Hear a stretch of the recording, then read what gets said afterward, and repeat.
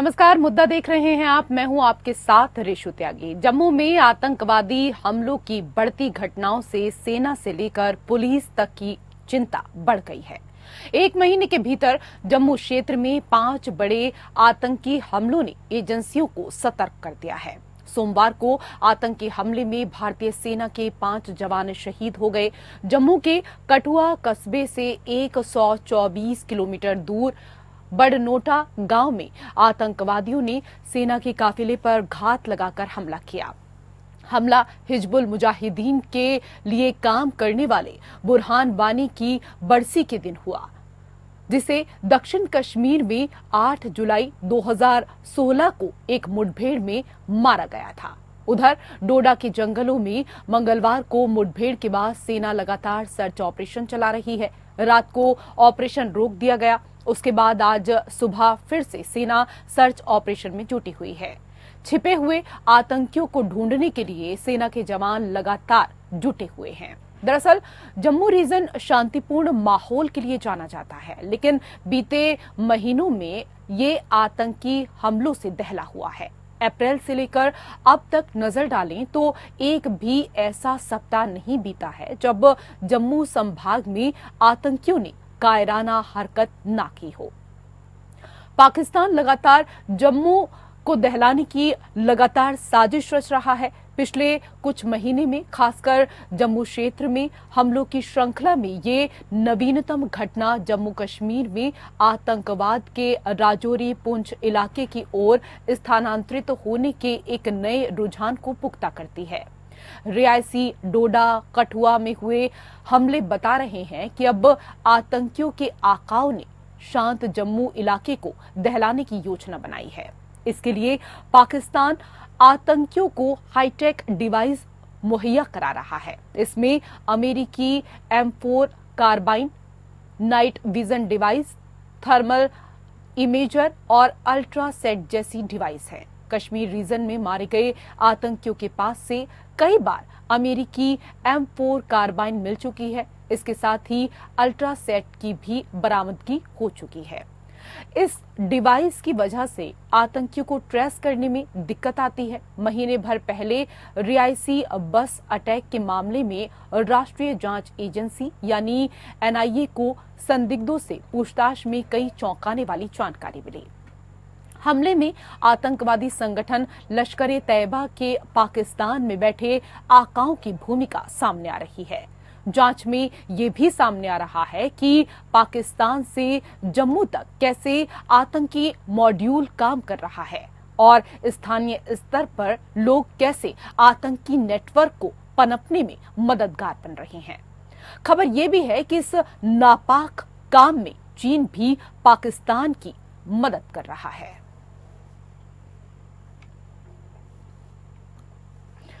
तो जम्मू कश्मीर के कठुआ में आतंकियों के हमले में JCO समेत 5 जवान शहीद हो गए। हमले में घायल 5 जवानों को कठुआ के बिलावर सामुदायिक स्वास्थ्य केंद्र में देर रात पठानकोट मिलिट्री हॉस्पिटल रेफर किया गया। बताया जा रहा है कि सुरक्षा बल 2 ट्रकों में कठुआ से करीब 123 किलोमीटर दूर लोहाई मल्हार ब्लॉक के माछेड़ी इलाके के बड़नोटा में दोपहर 3:30 बजे पहाड़ी इलाके में पेट्रोलिंग के लिए निकले थे। रास्ता कच्चा था, गाड़ी की रफ्तार भी धीमी थी। एक तरफ ऊंची पहाड़ी और दूसरी तरफ खाई थी। आतंकियों ने पहाड़ी से घात लगाकर सेना के ट्रक पर पहले ग्रेनेड फेंका, फिर स्नाइपर गन से फायरिंग की। सेना ने भी काउंटर फायरिंग की, लेकिन आतंकी जंगल में भाग गए। फिलहाल सेना आतंकियों की तलाश में है। हमले में 3 से 4 आतंकियों के शामिल होने की बात सामने आ रही है। कहा जा रहा है कि आतंकी एडवांस हथियारों से लैस हैं। ये आतंकी हाल ही में सीमा पार से घुसपैठ करके आए हैं। आतंकियों को हमले में लोकल गाइड ने भी मदद पहुंचाई है। उन्होंने आतंकियों को खाना और हमले के बाद छिपने में भी मदद की। तो इसी को लेकर करेंगे हम चर्चा। 2 विशेष अतिथि पैनल में हमारे साथ जुड़ चुके हैं, उनका परिचय आपके साथ करा देते हैं। हमारे साथ रक्षा विशेषज्ञ JS सोडी जी जुड़ चुके हैं। सर, स्वागत आपका।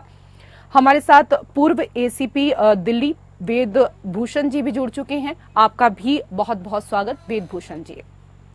सर, जिस तरह से जम्मू में हाल ही में आतंकी जो घटनाएं हैं वो बढ़ रही हैं, लगातार हम देख रहे हैं, और हमारी सेना भी आतंकियों को मुंहतोड़ जवाब दे रही है, लेकिन क्या कारण है सर कि तमाम इनपुट्स मिलने के बाद भी हम कहीं ना कहीं फेल हो जा रहे हैं और आतंकी घुसपैठ कर देते हैं?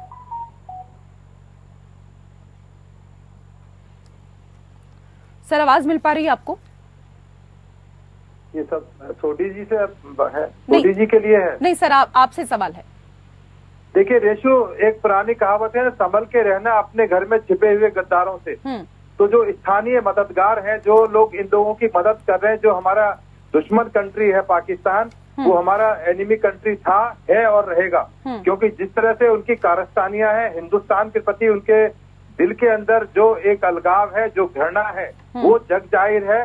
क्योंकि अपने वो खुद तो वो उनकी खस्ता हालत है, वो चाहते हैं हिंदुस्तान भी रहे। हिंदुस्तान में अभी चुनाव हुए हैं तो उनके लिए बहुत बड़ा दर्द था। वो चाहते थे कि जो सरकार पिछली सरकार गई है वो रिपीट ना हो, उनके लिए दूसरी सरकार आए, तो उनका इंटरेस्ट उसमें कुछ न कुछ था। अब चूंकि वो कामयाब नहीं हो पाए इस मकसद में, हिंदुस्तान में वही पुराना हमारी सरकार कंटिन्यू कर रही है। अभी आपने देखा कि रशिया के साथ हमारे जो संबंध है कितने बेहतरीन हुए हैं, ऑस्ट्रिया गए हुए हैं प्रधानमंत्री। तो बहुत सारे फैक्टर हैं, उसके लिए एक फैक्टर जिम्मेदार नहीं है। और जैसा मैंने शुरू में कहा कि जो स्थानीय लोग हैं, जिनको उनको सारे स्थानीय लोग गलत नहीं है, परंतु एक बहुत बड़ा वर्ग ऐसा है जो पूरे हिंदुस्तान को, जो कश्मीर को लूटता खसोटता रहा। उनकी दुकानें बंद हो गई हैं, उनका सिस्टम नहीं चल पा रहा, उनका पैसा नहीं आ पा रहा, वो तमाम फेलियर हो चुके हैं। तो उनका जो दर्द है, वो चाहते किसी तरह से यहाँ पहले की तरह माहौल बना रहे, पत्थरबाजी होती रहे, इस तरह के इंसिडेंट होते रहे। परंतु ये जो अभी जो गढ़वाल राइफल्स के जवानों के साथ हुआ है, ये इसलिए चौंकाने वाला है कि जो कठुआ जगह है वो बिल्कुल एक मैदानी ऑलमोस्ट एरिया है और जम्मू से लगता हुआ है। तो यहाँ तक उनका एक तरह से अटैक करना या छद्म तरीके से हमारे जवानों के ऊपर, आर्मी कॉन्वॉय के ऊपर अटैक करना, ये बहुत बड़ा एक सीरियस मैटर है। इसलिए नेशनल इन्वेस्टिगेटिंग एजेंसी, जो स्पेशलाइज्ड एजेंसी है इस तरह की इन्वेस्टिगेशंस के लिए, कि जो यहाँ छिपे हुए गद्दार लोग हैं उनको किस तरह से एक्सपोज किया जाए, सामने लाया जाए। यदि उन्होंने उनके साथ में कोई मिली भगत की है, हथियार दी है, खाना दिया है, या उनको हार्बरिंग की है, प्रशिक्षण दिया है, शरण दी है, तो उनके खिलाफ लीगल एक्शन हम हिंदुस्तान में बिल्कुल सही सर आप कह रहे हैं कि आतंकियों से भी ज्यादा जरूरी हो गया है वो स्थानीय लोग जिनको गद्दार की संज्ञा क्योंकि आप यहाँ पर दे रहे हैं, और ऐसे में क्योंकि वो चीजें भी इसी तरह की कर रहे हैं। जे सोडी जी, सबसे पहले तो ऐसे गद्दारों को पहचानने की आवश्यकता है, क्योंकि ऐसे कई स्थानीय लोग हैं जो जम्मू कश्मीर में शांति नहीं चाहते हैं। जो अभी वेद भूषण जी कह रहे थे सर, इस पर मैं आपकी प्रतिक्रिया भी लेना चाहूंगी। और इसके साथ ही सर, क्योंकि जम्मू में आतंकी गतिविधियां रुक नहीं रही हैं और सेना और पुलिस पर प्लान्ड अटैक हो रहे हैं, ये क्या सुरक्षा बलों का मनोबल कमजोर करने की टैक्टिक्स भी हो सकती है क्या? जय हिंद ऋषु जी। जय हिंद सर। मेरा सौभाग्य है कि मैं आपके न्यूज चैनल में विख्यात को पैनलिस्ट के साथ हूँ। मैं वेद भूषण जी की बात से 100% सहमत हूँ कि आतंकवाद किसी भी जगह में स्थानीय समन के बगैर पनप ही नहीं सकता है। जैसे कि इंसान को जीवित रहने के लिए उसे ऑक्सीजन चाहिए होता है, वैसे ही आतंकवादियों को ऑपरेट करने के लिए स्थानीय मदद चाहिए होती है। आखिर ऐसा क्या है कि आतंकवाद पंजाब में 1980 के दशक में 15 साल में खत्म हो गया, लेकिन आज 35 साल से ज्यादा हो रखे हैं और जम्मू कश्मीर में आतंकवाद खत्म लेने का नाम नहीं ले रहा है। जो वेद भूषण जी ने कहा बिल्कुल सही कहा कि वहां के कुछ स्थानीय लोग का समर्थन करते हैं, और जब तक इन स्थानीय लोगों का आइडेंटिफिकेशन नहीं होगा, उन पे कड़ी से कड़ी कार्रवाई नहीं होगी, जम्मू कश्मीर में आतंकवाद खत्म करना बहुत मुश्किल है। दूसरा जो प्रश्न पूछा आपने ऋषु जी, देखिए इस साल के शुरू से साउथ चाइना सी में चीन आक्रामक हो रखा है और यहाँ पे जम्मू कश्मीर में पाकिस्तान के समर्थन वाले आतंकवादी सक्रिय हो रखे हैं। इन दोनों चीजों के बीच में एक डायरेक्ट कनेक्शन, एक डायरेक्ट तार है। और ये जो आतंकवाद है जम्मू कश्मीर में, साउथ चाइना सी में जो चीन का आक्रमण है, ये सिर्फ एक छोटा हिस्सा है, क्योंकि जो बड़ी पिक्चर है कि अगले 11 साल में 3 युद्ध होने हैं। पहला युद्ध ताइवान में 2027 में, उसके बाद स्पार्टले आइलैंड्स में, और 2035 में चीन और पाकिस्तान मिलकर हम पे 2 फ्रंट वॉर करेंगे। सारी चीजें, सारी टाइमलाइंस पब्लिक डोमेन में 2035 के टू फ्रंट वॉर में जारी है। मैं एक और टिप्पणी करना चाहूंगा रिजू जी, इसी साल 5 फरवरी 2024 को अमेरिका की डायरेक्टरेट ऑफ नेशनल इंटेलिजेंस ने अपनी 2024 की एनुअल थ्रेट असेसमेंट रिपोर्ट जारी की, जिसमें साफ शब्दों में लिखा है कि चीन, पाकिस्तान और भारत का इतना तनाव बढ़ रहा है कि ये देश एक दूसरे के साथ युद्ध की तरफ आगे बढ़ रहे हैं। यानी कि कहने का मतलब है, जो ये हम आतंकवाद जम्मू कश्मीर में देख रहे हैं, ये एक छोटा हिस्सा है। जो बड़ी पिक्चर है वो है टू फ्रंट वॉर। और क्यों पाकिस्तान और चीन आतंकवाद को समर्थन दे रहे हैं? चीन इनडायरेक्टली दे रहा है, पाकिस्तान डायरेक्टली दे रहा है। इसका कारण ये कि ये 2035 तक जम्मू कश्मीर के आतंकवाद के मुद्दे को जीवित रखना चाहते हैं, ताकि हम पे टू फ्रंट वॉर करें, हम पे अटैक करें। तो ये झूठे बहाने अंतर्राष्ट्रीय समुदाय के सामने दिखा सकें कि जम्मू कश्मीर में अशांति है, वहां के अवाम, इसलिए हमें लेना पड़ा। तो ये बहुत करना चाहूंगा। देखिए, हम जितने कानून बना लें, हम कुछ भी कर लें, आखिर का मसला है वो पॉलिटिकल डायलॉग। मैं आऊंगी वापस से आपके पास। आपकी आवाज थोड़ा ब्रेक होकर हमारे पास आ रही है जे.एस. सोढ़ी जी, और जितना भी अभी हमने आपको सुना वेदभूषण जी, क्योंकि देखिए पाकिस्तान और चीन का विषय यहाँ पर उठाया जे.एस. सोढ़ी जी ने, और इसके साथ ही कई बिंदु जो हैं उनको भी उन्होंने प्रकाशित यहाँ पर किया है। लेकिन सर, पिछले कुछ दिनों की अगर यहाँ पर बात करें हम, तो आतंकी वारदातें और अधिक बढ़ी हैं और घात लगाकर सेना के जवानों पर हमला हो रहा है। हाल ही में 5 जवान शहीद हुए हैं। इससे पहले कश्मीर में वैष्णो देवी जा रही बस पर आतंकी हमला हुआ था। 2 हमलावर सेना जैसी वर्दी में थे। 25 से 30 गोलियां चलाई गई, बस खाई में गिरी और 10 से ज्यादा लोगों की जान भी चली गई थी। आतंकियों ने रियासी हमले की थ्योरी कठुआ में भी दोहराई। तब ड्राइवर को टारगेट किया था, बस खाई में गिरी थी। अब सेना का जो ट्रक है उसको गिराने का पूरा प्लान था। इससे पहले आपको याद होगा कि एक पूर्व पुलिस अधिकारी की हत्या भी हुई थी। सर, इन घटनाओं से जम्मू कश्मीर की सुरक्षा स्थिति को किस तरीके से आंका जाए? देखिए रेशु, ये लोग पहले रैकी करते हैं पूरे एरिया की कि कहां पर उनको किस बस को अटैक करना है, क्या अमरनाथ यात्रा जा रही है, किस तरह से मूवमेंट है, किस तरह से वो अपने आप को छिपा सकते हैं, कंसील कर सकते हैं। तो उसी क्रम के अंदर जो स्थानीय जो हमारे गद्दार लोग हैं उनकी मदद करते हैं, उनको किस तरह से प्रोटेक्ट किया जाए, किस तरह से उनको लोकल चीजों के बारे में बताया जाए कि यहाँ किस तरह से आर्मी मूव करती है, किस तरह से अमरनाथ यात्रा, जिस तरह से आपने रियासी अटैक बस के बारे में बताया, तो वो तमाम चीजें रैंडम नहीं होती। अचानक मैं या सोढ़ी साहब कहीं भी दूसरे कंट्री में यदि हमें जाना हो या हमारे नेबरिंग कंट्री में जाना हो, जब तक हमें वहाँ उसकी टोपोग्राफी, वहाँ का काम करने का तरीका, वहाँ की जलवायु, वातावरण, सब चीजों से हम अकस्टम नहीं होंगे, तब तक हम अपने मकसद में कामयाब नहीं हो सकते। तो इसके जरूरी है कि जो लोकल, जो वहाँ पर स्थानीय लोग हैं, उनकी मदद उनको मिले। तो वहाँ पर बहुत सारा ग्रुप ऐसा तैयार है जो उनको अपनी हाथ एक्सटेंड करने के लिए तैयार है। अभी जो नया कानून आया है, जिस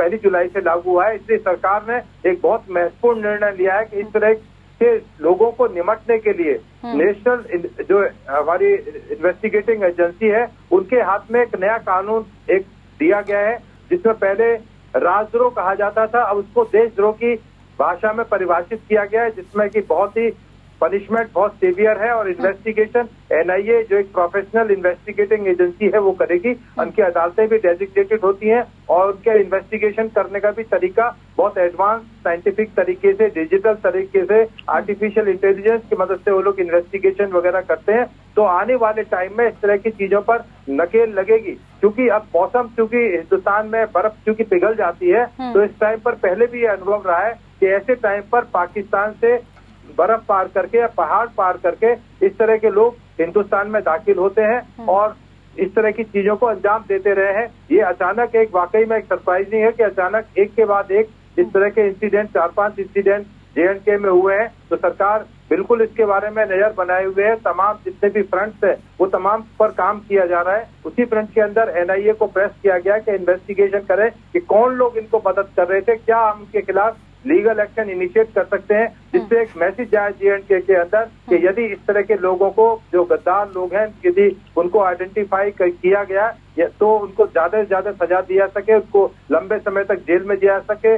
जो दूसरे हमारे कानून के जो नेशनल सिक्योरिटी जो एक्ट हैं और तमाम जो एक्ट हैं उनके अंदर उनको गिरफ्तार किया जाए। तो अभी इन्वेस्टिगेशन की शुरुआत है, तो ये तमाम चीजें परतें आप देखेंगे कि बहुत कुछ निकल के आने वाला है। तो मुझे उम्मीद है कि आने वाले समय में इस तरह की जो वारदात है उन पर कहीं ना कहीं चेक लगेगा और सरकार हमारी कामयाब होगी, और जो हमारे जो पाकिस्तान एनिमी कंट्री है उनके ऊपर भी कहीं ना कहीं नकेल निकालने की बहुत बड़ी तैयारी है। सोडी जी बताएंगे, क्योंकि इस तरह की चीजें बड़े सीक्रेट ऑपरेशंस होते हैं। पीछे भी आपने देखा कि किस तरह से हमारी सेनाओं ने पाकिस्तान के अंदर घुसकर उनको अटैक किया, उसके बाद बिल्कुल ठंडे पड़ गए। तो अब मौका आया है, दोबारा उनको जवाब दिया जाएगा और बड़ी मजबूती से जवाब दिया जाएगा। रेशु, बिल्कुल, जैसे कि अभी आपने सर्जिकल स्ट्राइक की यहाँ पर बात की वेदभूषण जी, कहीं ना कहीं इसी को लेकर तो चिंता पाकिस्तान को सताई जा रही है कि फिर से एक बार दिल्ली के सिंहासन पर, दिल्ली की गद्दी पर प्रधानमंत्री आसीन हो गए हैं, तीसरी बार प्रधानमंत्री बने हैं। और यही चिंता का सबसे बड़ा कारण शायद पाकिस्तान का रहा कि पिछले 1 महीने से जो आतंकी वारदातें हैं वो लगातार अब बढ़ती जा रही हैं। हाँ बिल्कुल, देखिए हिंदुस्तान की सरकार ने बार बार POK के बारे में बात की है, पाकिस्तान ऑक्युपाइड कश्मीर के बारे में हिंदुस्तान ने बिल्कुल कहा है कि हम उसको आज नहीं तो कल जरूर लेकर रहेंगे, क्योंकि वो हमारा था, हमारा हक है और अपने हक को हम लेकर रहेंगे। तो पाकिस्तान के अंदर एक बड़ी खलबली है कि ऐसा ना हो कि हिंदुस्तान कोई दोबारा इस तरह का सर्जिकल स्ट्राइक करे और POK पर जो हमारा कब्जा, हमारा क्लेम है, उसको हिंदुस्तान लेने में कामयाब हो जाए। तो अपनी जो भड़ास निकालने के लिए, अपनी फ्रस्ट्रेशन निकालने के लिए ये जो छोटे मोटे जो उनके ग्रुप्स हैं यहाँ पर इस तरह की चीजों को अंजाम दे रहे हैं, पर ये बहुत लंबा चलने वाला नहीं है। इनको मुंहतोड़ जवाब हमारे देश की सेनाएं, हमारे देश की आर्मी, हमारे देश के एयरफोर्स, तमाम जितने भी संलग्न जो फोर्सेज हैं, इनको जरूर वक्त आने पर जवाब दिया जाएगा। बिल्कुल, जे सोडी जी, सर जिन बातों का यहाँ पर जिक्र कर रहे हैं वेदभूषण जी, क्योंकि जम्मू कश्मीर में एक बड़ा ग्रुप है जो आतंकियों की मदद कर रहा है, और ऐसे में कहीं ना कहीं जो नया कानून आया है ऐसे में नकेल तो जरूर लगेगी। लेकिन सर देखिए, रियासी, डोडा, कठुआ में हुए हमले ये बता रहे हैं कि अब आतंकियों के आकाओं ने शांत जम्मू इलाके को दहलाने की योजना बनाई है, और इसके लिए पाकिस्तान आतंकियों को हाईटेक डिवाइस मुहैया करा रहा है। और इसमें अमेरिकी M4 carbine, night vision device, thermal imager और अल्ट्रासेट जैसे डिवाइस भी हैं। कश्मीर रीजन में मारे गए आतंकियों के पास से सर कई बार अमेरिकी M4 कार्बाइन मिल चुकी है, और इसके साथ ही अल्ट्रासेट की भी बरामदगी कई बार हो चुकी है। इस डिवाइस की वजह से कहीं ना कहीं आतंकियों को ट्रेस करने में काफी दिक्कत आती है सेना को, और यही कारण है कि आतंकी छुपे हुए हैं और उनको सेना अभी तक ट्रेस नहीं कर पा रही है। सर ऋषु जी, 2008 में 30 जून 2008 को रैंड कॉरपोरेशन, जो कि दुनिया का एक विख्यात थिंक टैंक है, उसने एक अध्ययन सार्वजनिक किया था। इस अध्ययन में ये आंकड़े निकल के आए कि दुनिया भर में सिर्फ 7% आतंकवादी गतिविधियां खत्म हुई हैं सेना की कार्रवाई की वजह से। 43% आतंकवादी गतिविधियां खत्म हुई हैं क्योंकि वहां पे पॉलिटिकल डायलॉग इनिशिएट किया गया है। 40% आतंकवादी गतिविधियां खत्म हुई हैं क्योंकि वहां पे अच्छी पुलिसिंग हुई है, और 10% आतंकवादी गतिविधियां दुनिया में खत्म हुई हैं क्योंकि आतंकवादियों के लक्ष्य पूरे हो गए हैं। अब जहां तक सेना या सुरक्षा बलों का सवाल है, 35 साल से वो दिन रात वहां पे काम करता है। मैं खुद वहां 2 साल पोस्टेड था जब मैं सेना में था, पटन नामक जगह में, बारामूला के पास में। और मैं आपके दर्शकों को आश्वासन देना चाहूंगा कि हमारे सैनिक वहां दिन रात सोते नहीं, अपनी ड्यूटी पे तैनात रहते हैं जी। अब वक्त आ चुका है कि जितनी भी पॉलिटिकल पार्टीज हैं जम्मू कश्मीर की, उन्हें इकट्ठे बैठ के इस मसले का हल ढूंढना होगा। देखिए, जहां तक पाकिस्तान है, पाकिस्तान तो ये हरकतें करता रहेगा। जब तक पाकिस्तान एक देश के तौर पे है तब तक ये हरकतें करता रहेगा। लेकिन जरूरी है कि जम्मू कश्मीर की सारी पॉलिटिकल पार्टीज को इकट्ठे आके इस मुद्दे पे डिस्कशन करके जो रिजॉल्व करना चाहिए, क्योंकि पिछले कई सालों तक अगर जो मेरा याददाश्त जाता है, मेरे को नहीं याद आ रहा कि पिछले 8-10 सालों में कोई ऐसी all party meeting Jammu Kashmir में हुई हो जहां पे सारे जम्मू कश्मीर के पॉलिटिकल लीडर्स आए हों और बातचीत हुई हो इस मसले को हल करने की। तो बहुत जरूरी हो जाता है कि जब तक पॉलिटिकल डायलॉग सारी पॉलिटिकल पार्टीज के बीच में इनिशिएट नहीं होगा। मैं एक और बात मानता हूं, शुरू में शायद ये विफल हो, पॉलिटिकल पार्टीज के अपने राजनीतिक मतभेद इकट्ठे ना आए, लेकिन अगर हम चीन के साथ 21 बारी कोर कमांडर लेवल टॉक्स कर सकते हैं तो सारी पॉलिटिकल पार्टी जम्मू कश्मीर की क्यों नहीं आके आपस में बात कर सकती हैं। ठीक है, थोड़ा समय लगेगा, 6 महीने 1 साल, शायद कई पार्टीज आए ना आए, बहिष्कार करें, लेकिन अगर हम अपने प्रयास करते रहेंगे, मेरे को उम्मीद है कि राष्ट्र हित में, देश के लिए ये सारी पॉलिटिकल पार्टीज इकट्ठे एक वक्त आके इसको डिस्कस करके इसका सोल्यूशन निकालेंगी। मैं एक आखिरी टिप्पणी करना चाहूंगा। आज की तारीख में 3 लाख भारतीय सेना के सैनिक वहां तैनात हैं। हमारे पता नहीं कितने हजारों पुलिसकर्मी, सीआरपीएफ वहां तैनात है। हम जितनी ज्यादा सुरक्षा बल का इस्तेमाल करेंगे, इसका फाइनल सोल्यूशन एक पॉलिटिकल डायलॉग से ही निकलना है। ठीक है वेदभूषण जी, बड़ी अहम बात यहाँ पर जेएस सोढी जी ने की, और इस पर आप क्या कुछ कहना चाहेंगे? क्योंकि जिस तरीके से वो कह रहे हैं कि राष्ट्रहित जो है वो सर्वोपरि होता है, और ऐसे में सभी पार्टियों को इस मसले पर एकजुट होना होगा और एक साथ बैठकर तमाम पार्टियों को जम्मू कश्मीर के मसले को लेकर देखना होगा। देखिए रेशु जी, यही सबसे बड़े दुख की बात है कि जो हमारे यहाँ कुछ ऐसी पॉलिटिकल पार्टीज है जो नहीं चाहती कि देश के अंदर शांति सुरक्षा बनी रहे। अभी जो हाल ही में इलेक्शन हुए, कुछ इस तरफ इशारा कर रहे हैं। एक टेररिस्ट जो है अमृतपाल है, पंजाब से जीत कर आते हैं, इंजीनियर जो है वो भी जेल के अंदर है, वो भी जीत कर आते हैं, कश्मीर से जीत कर आते हैं। तो इस तरह के जो एलिमेंट्स है यदि हमारे सिस्टम में मौजूद है, इस बात से इनकार नहीं किया जा सकता। जब ऐसे लोग इलेक्शन में जीत कर आएंगे तो उनसे क्या उम्मीद की जाए कि राष्ट्र की जो सुरक्षा है या राष्ट्र की एकता के प्रति काम करेंगे? नहीं कर पाएंगे। परंतु उनको मैसेज देना होगा, कड़ा मैसेज देना होगा। अब जो पूरे दुनिया के अंदर जो इक्वेशन बन रही है, जो भारत की साख बन रही है, तमाम समीकरण चेंज हो रहे हैं। देखिए आप अभी रशिया के बारे में भी हम डिस्कस कर रहे थे, फ्रांस के अंदर रिजीम चेंज हो गया है, इंग्लैंड के अंदर, यूके के अंदर चेंज हो गया है, अमेरिका के अंदर इलेक्शन है। जो पूरा जो वर्ल्ड का सिनेरियो था, जो सिक्योरिटी का सिनेरियो था, धीरे धीरे चेंज हो रहा है। तो अब इक्वेशन चेंज हो रहा है। आप देखिए चाइना और रशिया और इंडिया अब एक साथ आ गए। हंगरी कंट्री है, उन्होंने भी इसको सपोर्ट दी है यूक्रेन के खिलाफ। तो इक्वेशन चेंज हो रहे हैं। तो इसलिए जो इस तरह के जो एलिमेंट्स हैं, जो ये चाहते थे कि पुरानी बातें या पुराने जो कायदे थे बदस्तूर चलते रहे, अब वो चल नहीं पाएंगे। तमाम दुनिया बदल रही है, हिंदुस्तान भी बदल रहा है। इसी चीज का दुख दर्द जो यहाँ स्थानीय गद्दार जिनको मैं बता रहा हूँ, उनके दिल में है कि अब उनके जो मकसद है उसमें वो फेल हो रहे हैं। तो इसलिए कायराना हरकत है। ये एक हमारा लेकिन एक चीज यहाँ पर ये भी है ना वेदभूषण जी, अभी जैसे कि आपने ही कहा कि दुनिया बदल रही है, देश बदल रहे हैं, लेकिन अगर कोई बदलना नहीं चाहता है तो वो है पाकिस्तान। और सर, पाकिस्तान की आंतरिक स्थिति बहुत अच्छी नहीं है, स्थिर सरकार नहीं है, फिर भी वो आतंकी स्पॉन्सरशिप नहीं रोक रहे हैं। सर, ये सस्टेन कैसे करते हैं, ये भी आपसे समझना चाहेंगे। और आतंकी तैयार करना क्योंकि कोई इतना सस्ता काम तो है नहीं। बिल्कुल, इसमें उनको तमाम आधुनिक जो हथियार हैं, आर्म्स एंड एम्यूनिशन उनको दिया जाता है। तो उनके साथ भी बहुत सारे ऐसे जो मिडिल ईस्ट के कंट्रीज है, मैं नाम नहीं लेना चाहता, जो उनको इंटरनल सपोर्ट करते हैं। केवल ये कि मुस्लिम भाई है, एक ब्रदरहुड के नाम पर के मुस्लिम भाई हैं, इसलिए उनकी वो मदद करते रहे। उनको फाइनेंस भी किया जाता है, उनको आर्म्स एंड एम्यूनिशन भी दिया जाए। ये बिल्कुल एक ओपन सीक्रेट है, कोई ऐसी चीज नहीं बता रहा हूं मैं। तो इस तरह के लोग भी हैं जो उनको सपोर्ट करने के लिए दुनिया के अंदर तैयार हैं। हालांकि पाकिस्तान खुद भुखमरी से मर रहा है, वहाँ की फाइनेंशियल स्थिति, वहाँ पर जिस तरह से लोन्स के अंदर पूरा पाकिस्तान दबा हुआ है, परंतु बरता क्या ना करता, वो कुछ भी करने के लिए तैयार है, चाहे उनको भूखा मरना पड़े। परंतु वो भुखमरी में भी अपने सस्टेन करने के लिए कोशिश कर रहे हैं कि पाकिस्तान को कहीं ना कहीं से मदद आती रहे, दूसरे देशों से उनको रसद मिलती रहे, आर्म्स एम्यूनिशन मिलता रहे, वो दिखा सके कि देखो आप जो हमारी मदद कर रहे हैं, हम हिंदू कंट्री के खिलाफ किस तरह से हिंदुस्तान के खिलाफ उसका यूज कर रहे हैं। आप हमें, हमारा भीख का कटोरा आपके सामने है, आप हमारे को भीख डालते रहिए, हम हिंदुस्तान का जीना भारी कर देंगे। तो वो एक मैसेज देना चाहते हैं। उसी मैसेज के तहत ये जो कायराना हरकत है, क्योंकि जो जिस तरह से छद्म तरीके से लड़ाई लड़ते हैं, हिम्मत है तो आमने सामने लड़ाई लड़े पाकिस्तान या इसके जो गुर्गे जो यहाँ पर इस तरह की चीजें कर रहे हैं, तो एक जरूर एक मैसेज जाएगा। आप थोड़ा इंतजार करें। हिंदुस्तान की जो फौज है, सोटी साहब जैसे हमारे जवान हैं, जिनके पास में पूरा माता है लड़ने का हिंदुस्तान के लिए, इनको जवाब देने के लिए एक मजबूत मैसेज दिया जाएगा, जल्दी जवाब दिया जाएगा। मुझे पूरी उम्मीद है इस चीज की। जी सर, बहुत बहुत धन्यवाद आप दोनों मेहमानों का हमारे साथ इस चर्चा में जुड़ने के लिए। और इसी के साथ मुद्दा में मेरे साथ फिलहाल इतना ही। नमस्कार।